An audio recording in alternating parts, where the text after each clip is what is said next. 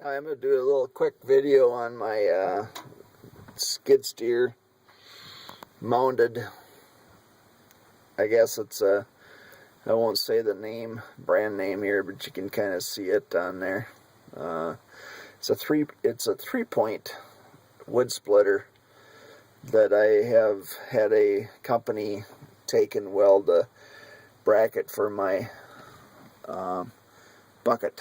Anyway, I'm going to go ahead and start and demonstrate just quickly how it works.